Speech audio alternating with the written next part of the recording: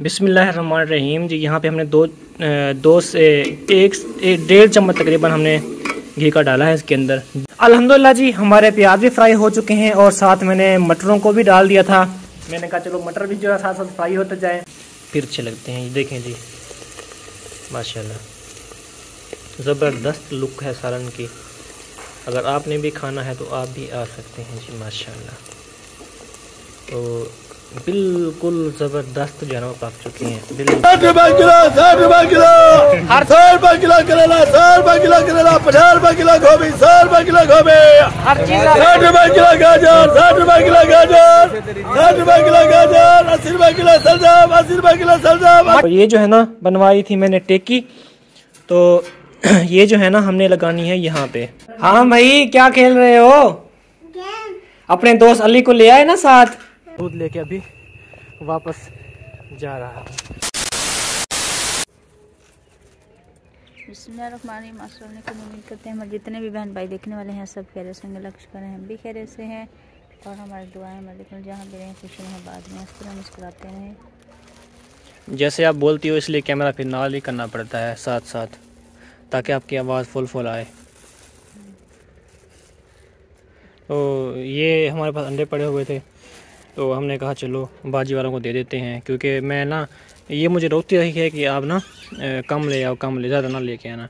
मैं ना 8-10 लेके आ गया, फिर वो हमने सोचा चले ख़राब ना हो जाएं तो बच्चे जो है ना वो खा लेंगे, पका लेंगे। ये तो दे दो, फिर घर जाना, घर चले जाओ इनके। हाँ तो फिर खड़ी रहोगी जब तक बच्चे नहीं आएंगे बाहर। अस्सलाम वालेकुम जी, कैसे हैं? ठीक ठाक हैं? मुझे ठीक ठाक हूँ कि अल्लाह के फजल कम से हम भी ठीक हैं और दुआ देखने वाले जहाँ भी खुश हैं आबाद यहाँ से मुस्कुराते रहें। मैं जा रहा हूँ सब्ज़ी लेने के लिए। आज कौन सा मेन्यू हमारे यहाँ अवेलेबल होगा आपको दिखाते हैं, चलते हैं बाज़ार। अभी मैं यहाँ पे आया हुआ हूँ, एक भाई हैं यहाँ पे, वो उनसे मैंने रेडी लेनी है। वो उसकी फार से रेडी थी जो धक्का लगाने वाली होती है ना, ठेला जिसको कहते हैं, ठेला। वो तो एक भाई हैं, बीमार हैं काफ़ी ज़्यादा, वज़न काम नहीं कर सकते, तो हमने उनको जो है ना रोज़गार लगवा के देना है। उसको सब्ज़ी की रेडी हमें लगवा के देनी है। तो ये भाई जो है सेल करना चाहता है, यहाँ से हम रेडी ख़रीदेंगे इनसे और फिर उस भाई को देंगे, वो फिर कल से सब्ज़ी स्टार्ट करेगा। तो मैंने कहा चलो इनसे जो है वो लेते हैं और फिर उनको देते हैं। इंशाल्लाह कल से अपनी रोज़ी करना शुरू हो जाएगा। उसके 6-7 तकरीबन कोई घर के अफराद हैं, तो अकेला कमाने वाला है। पिछली बार हमने उनको राशन भी दिया था तो वक्ती तौर पे, लेकिन फिर हमने कहा कि चलो उनको जो है रोज़गार लगवा दे के देते हैं। वो आगे जो है वो खुद ही अपने बच्चों का पेट पालता रहेगा, अपनी रोज़ी खुद करेगा इंशाल्लाह। भाई मुश्ताक सामने और बोल। 60 रुपए किलो, 60 रुपए किलो, 100 रुपए किलो करेला, 100 रुपए किलो करेला, 50 रुपए किलो गोभी, 100 रुपए किलो गोभी, 60 रुपए किलो गाजर, 60 रुपए किलो गाजर, 60 रुपए किलो गाजर, 80 रुपए किलो सलजम, 80 रुपए किलो सलजम, 80 रुपए किलो मूली। मटर क्या रेट है? मटर 300 रुपए किलो मटर, 300 रुपए किलो मटर। चलें जी, 300 रुपए किलो जो मटर है। मैंने पाव लिया है एक, बस काफ़ी है हमारे लिए, 80 रुपए के। और नंबरदार आपका क्या हाल है यार? मेरे ना कानों में दर्द था तो मैंने कहा कि इनको, मैंने कहा आवाज़ कुछ कम जो है ना वो लगा रहे हैं। मैंने यहाँ सब्ज़ी ली है, सब्ज़ी लेके दोबारा जो है ना वापस जा रहा हूँ। काफ़ी दिनों से मैंने एक काम वेल्डिंग वाले को कहा हुआ था, तो फिर कुछ मैं भी लेट कर गया क्योंकि मैं कुछ मसरूफ़ था, उसकी दुकान पे नहीं गया। तो 3-4 दिन पहले भी मैंने उसको कहा कि गया था उसकी शॉप पे, लेकिन वो उसके पास काम भी था कुछ, और कुछ मैं भी डिले कर गया फिर जा नहीं पाया। तो ये जो है ना बनवाई थी मैंने टेकी, तो ये जो है ना हमने लगानी है यहाँ पे। ये यहाँ पे ऐसे इसको फिट करेंगे ना, वहाँ पे देखें वो थड़ी है ना, तो इस जगह पे हम इसको फिट करेंगे। तो यहाँ पे लगा देंगे हम किल 1 2 3, 1 2 और 3, ये 3 यहाँ पे स्टील के किल लगेंगे इस जगह के ऊपर, इस जगह के ऊपर। फिर ये जो थड़ी है ना, इसके ऊपर जब बंदा बैठेगा ना, तो ये देखें यहाँ पे ये फिक्स होगी, और इसके ऊपर जो बंदा बैठेगा ना, तो यहाँ पे बिल्कुल प्लेन है, यहाँ पे है खुरदरी। जो खुरदरी साइड है वो हम बैक साइड पे करेंगे, जो प्लेन है ना वो हम करेंगे इस साइड पे। तो ये मेन मकसद हमारा इसको बनाने का वो ये है कि हमने जो है ना, जो जिस तरह बुज़ुर्ग बंदा कोई नमाज के लिए आ जाता है वो अपने सहारे नहीं बैठ सकता, तो हमने ये लगानी है टेकी के तौर पे, मतलब वो थोड़ा सा पीछे आसरा दे के बैठ जाए इसके ऊपर। जब थड़ी के ऊपर बैठेगा ना तो पीछे थोड़ा सा अगर वो आसरा देना चाहे, टेक लग के बैठना चाहे, तो वो टेक लग के भी बैठ सकता है इसके ज़रिए। तो ये हमने मेन मकसद हमारा यही था इसको बनवाने का और यहाँ पे फिट करने का। तो सुबह आऊँगा मैं इंशाल्लाह, इसको स्टील के किलों से ना फिट करना होगा। तो मैंने कहा चलो ये मैं आ रहा था तो मैंने कहा लेता जाऊँगा, फिर सुबह स्टील के किलो घर पड़े हुए हैं काफ़ी सारे, तो वो फिर मैं ले लूँगा और वो जो है ना आकर इसको फिट कर दूँगा इंशाल्लाह सुबह। तो अभी हाफिज़ साहब भी नहीं है, बच्चे पढ़ के चले गए हैं। अभी मगरिब का टाइम जो है ना कुछ देर तक होगा, उसके बाद जो है ना इशा का होगा। और हाफिज़ साहब जो है ना वो यहाँ मस्जिद में ही रहते हैं, क्योंकि उनकी जो बीवी है ना उनकी भी डेथ हो चुकी है, उनकी माँ की भी डेथ हो चुकी है, उनके अब्बू की भी डेथ हो चुकी है, उनकी बहन थी एक, उनकी भी डेथ हो चुकी है। वो बेचारे अकेले हैं। उनके 2 बेटे थे, वो अपने नान के जो है ना वो उनके उधर रहते हैं। तो इधर जो है ना वो इसका कोई भी नहीं है। बेचारा ये होटल पे रोटी वगैरह खा लेता है, तो फिर सो जो है ना वो यहाँ जाता है मस्जिद के अंदर ही। 4 पड़ी हुई है, 4 पे सोना चाहे वो सो चला जाता है के ऊपर, वरना वो मस्जिद के अंदर ही वो सो जाता है। और फिर सुबह फजर की नमाज़ के टाइम उठ जाता है और फिर अजान देता है, अजान दे के नमाज़ पढ़ाता है और नमाज़ पढ़ा के फिर वो थपेर करता है ईंटों की, उधर चला जाता है। फिर वो 12 बजे वापस आ जाता है। फिर 1 बजे बच्चे आना शुरू हो जाते हैं, 1 बजे बच्चों को पढ़ाता है ज़ुहर तक, असर की नमाज़ यहाँ पे पढ़ाता है। फिर ज़ुहर का टाइम होता है, ज़ुहर के टाइम फिर सारा दिन फिर यहीं पे रहता है। मतलब जाता है सिर्फ 2-3 घंटे के 4 घंटे के लिए। सुबह 7 बजे जाता है, 8 बजे, और फिर 12 बजे वापस आ जाता है। फिर सारा दिन यहाँ मस्जिद में रहता है, रात मस्जिद में रहता है, सुबह फिर चला जाता है। तो मैं सोच रहा था कि हमारे घर में जो प्लेटें पड़ी हुई है ना वो हम यहाँ पे रख दें। तो क्योंकि अब तो बंदा यहाँ पे सोता है ना, पहले यहाँ पे कोई नहीं सोता था, तब मुझे डर था कि कोई चुरा ना ले। तो अब तो यहाँ बंदा निगरान होता है, सोता भी है बंदा वो यहाँ पे। तो मैंने कहा क्यों ना हम यहाँ पे प्लेटें रख दें। तो मैं इंशाल्लाह सुबह भाई को भी लेके आऊँगा और उसको कहूँगा कि प्लेटें वो पकड़ के बैठे पीछे, वो प्लेटें यहाँ पे रखवा देंगे, तो वो बैटरी जो है वो चार्ज कर लिया करेगा प्लेटों के ज़रिए। तो अभी तल्ला हमारा, मुझे बहुत मज़ा आता है तल्ले को देख के माशाल्लाह, क्योंकि ये मेरी मेहनत है और मैंने अल्हम्दुलिल्लाह आपको पता है अपने हाथों से ही इनको बोया है।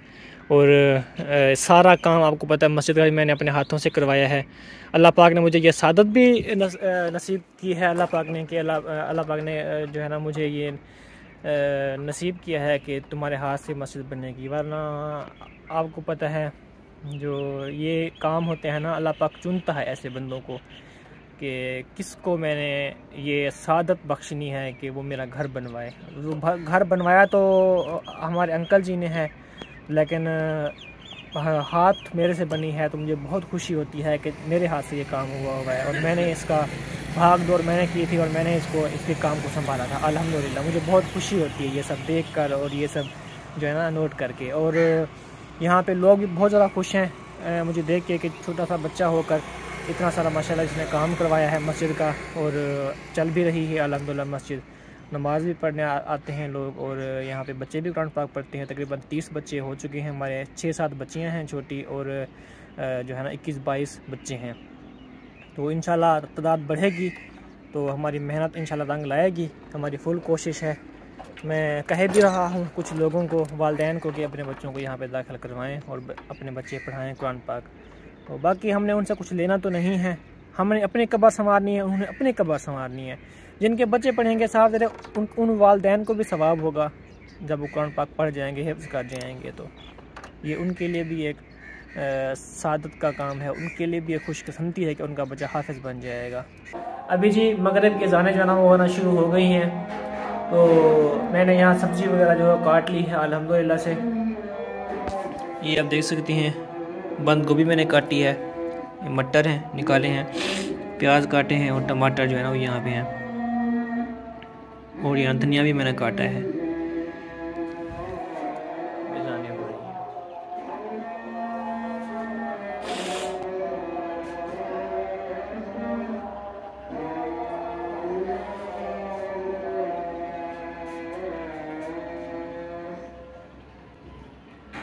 प्याज ने मुझे इतना रुलाया है जिसकी हद नहीं है। आँखों से आंसू आ रहे हैं और नाक में अजीब अजीब धुआं चला गया है, गंदा सा। अभी शुरू करते हैं इसको पकाना। मुझे आता नहीं है, लेकिन मैं यूट्यूब से देखूंगा कि ये जो है ना कैसे पकती है गोभी। बंद गोभी मैंने ली थी, यूट्यूब से सर्च करेंगे तो कुकिंग आ जाएगी उसकी, बंद गोभी की। तो फिर देखेंगे कि कैसे कैसे जो है ना वो बनती है, इसके स्टेप्स क्या क्या हैं। सबसे पहले तो मेरे ख्याल में प्याज वगैरह भूनने पड़ते हैं, प्याज वगैरह भून के उसके बाद ही जो है ना वो पकती है। मैं बंद गोभी कैसे पकाऊं?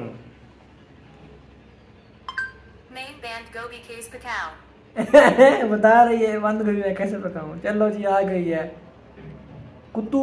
ये क्या है? कुत्तू बंद गोभी। माँ स्कंदा माता, माँ स्कंदा माता कुत्तू अता का पकोड़ा, कुत्तू अता का पकोड़ा, पकोड़ा पता नहीं क्या लिखा हुआ है। अच्छा, बंद गोभी की ये रेसिपी सबको हैरान कर देगी। इसको देखते हैं जी कैसे बनाते हैं। तो इसको मैं देख के स्टेप वाइज बनाऊंगा। 3 मिनट की है, ये है भी थोड़ी सी। इसको स्टार्ट करते हैं बनाना। बिस्मिल्लाहिर्रहमानिर्रहीम जी। यहाँ पे हमने 2 से 1.5 चम्मच तकरीबन हमने घी का डाला है इसके अंदर, 1.5 चम्मच। तो मेरे ख्याल से 1.5 चम्मच जो है ना वो काफ़ी है। ये घी नहीं है, ये कुकिंग ऑयल है। कुकिंग ऑयल में जो है डाला है। तो पहले हम घी इस्तेमाल कर रहे थे, लेकिन अब जो है ना हमने कुकिंग ऑयल इस्तेमाल करना शुरू किया है, क्योंकि कहते हैं कि दिल के बाल जो है ना बंद होते हैं। हालांकि ये भी नुकसानदेह ही है मेरे ख्याल से, लेकिन फिर भी ना इस्तेमाल तो करना ही है ना। तो ये कुछ ज़्यादा जो है ना नुकसानदेह नहीं होता। घी हमारा गर्म हो चुका है, अब डालते हैं जी ये वाला मिसाला इसके अंदर। धनिया जो है ना वो मैंने निकाल लिया है, रख दिया है मैंने साइड पे। इसको धोएंगे, बाद में डालेंगे इसको। तो बाकी प्याज और टमाटर जो है ना वो मैंने डाल दिए हैं। इसको हम अच्छी तरीके से जो है ना वो भूनेंगे। तो उसके बाद जो है ना और काम करते हैं, भून के इसको फिर मिलते हैं जी। तो वो जो रेसिपी मैंने आपको दिखाई थी यूट्यूब पे, तो वो बंदा जो है ना वो सही नहीं पकाता मेरे ख्याल से। तो वो ना कुछ सब्ज़ी कच्ची कच्ची हो उसमें रह जाती है। जिस तरह खड़े प्याज होते हैं, खड़े टमाटर या खड़ी गोभी ही वो उतार लेता है। तो हमने ऐसे नहीं पकाना, हमने अपने तरीका इस्तेमाल करना है। क्योंकि वो मुझे समझ नहीं आया, कुछ अजीब पकाता है, क्योंकि यहाँ पे हम जो है ना खा तो नहीं सकेंगे। और वो कुछ ना प्याज कच्चे कच्चे रह जाते हैं उसमें, क्योंकि खड़े प्याज ना वो उतार लेता है। तो हम जो है ना प्याज़ों को फुल जो है ना फ्राई करेंगे। जिस तरह ब्राउन होते हैं ना प्याज, तो वो हम प्याज़ों को ब्राउन कर लेंगे। उसके बाद ही ना इसको हम इसके अंदर हम बाकी चीज़ें जो है ऐड करेंगे। तो अभी प्याज हमारे जो है ना फ्राई हो रही हैं।